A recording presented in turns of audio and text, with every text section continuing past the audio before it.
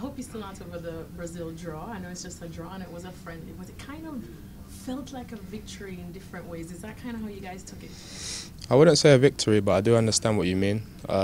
It was important for us to get a reaction from the Colombia game, and I felt like we showed that.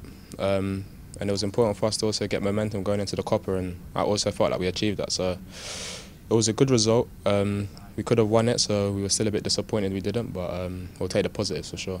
What finally clicked in that game? I think we just stuck to the game plan more. Greg was big on that after the Colombia game, saying that he felt we didn't respect soccer and we didn't respect the opponents. And I agreed. I thought we definitely showed that against Brazil. We was together, resilient, and as I said, we stuck together. And I felt like against a team like that, that's what you have to do. And we was happy with the result in the end.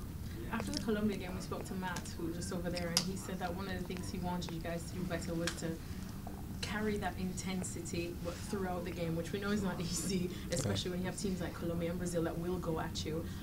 Is that something that you guys have been working on now, and do you feel like you're kind of there, being that more aggressive team? Yeah, for sure. I think that's just the natural DNA of our group, and that's why I was disappointed we didn't show that against Colombia. So definitely I feel confident within the group. I know that if there's a game that's going to be dogged and we're going to need to fight, I know that the boys will be there. I know we have a lot of players who are up for it. And yeah, that was just the main disappointment with Colombia, but looking forward, we know that we'll put that right going into this tournament. I know you guys have been together for quite some time now in this camp. Weston says he describes it as intense, and he's probably getting a little tired of some of you. But overall, how have you guys been handling it? I know you kind of balance it with some much-needed time off in between, right?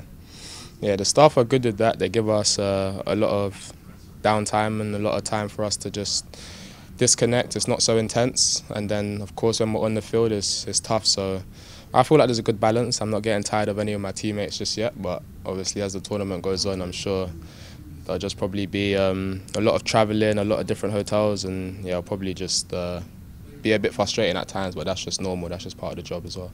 Has this been one of the more intense and longest camps you think you've had for the USA? Yeah, probably not just for the USA, probably in my career.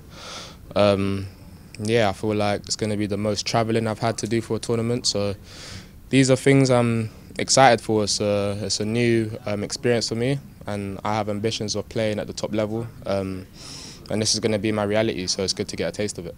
When we talk about club football, you know, so many people talk about Man City just being the envy of the world because we know how that bench runs deep, and for certain positions, like your position with the number 9, the US is getting there. Quite a bit of you guys, you know, really put your hands up this year in the different leagues to be in that position. You're, of course, in the running. That friendly competition, because obviously you guys do get along, and they say iron sharpens iron. How do you find that friendly competition going on, and how do you manage it? Yeah, for me it's good. Competition's always been there.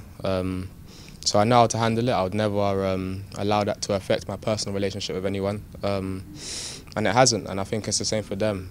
With Pepe and with Josh, we speak a lot about just different movements and different ways we think we can benefit from the system.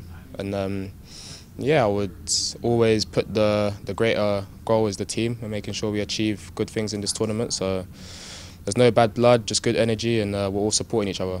Well, everyone talks about this tournament as being a nice dress rehearsal or precursor to the World Cup. That's in 2 years. You know, Matt just said this is probably the next best, I guess, along with the Euros, international tournament in the world after the World Cup.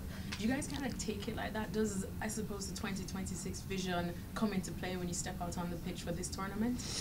For me personally, no. I feel like the Copa América is, as you said, it's a big tournament within its own right. And it's something that if we're going to need to win, it's going to require our full attention. So I try not to think about 2026. That's going to happen.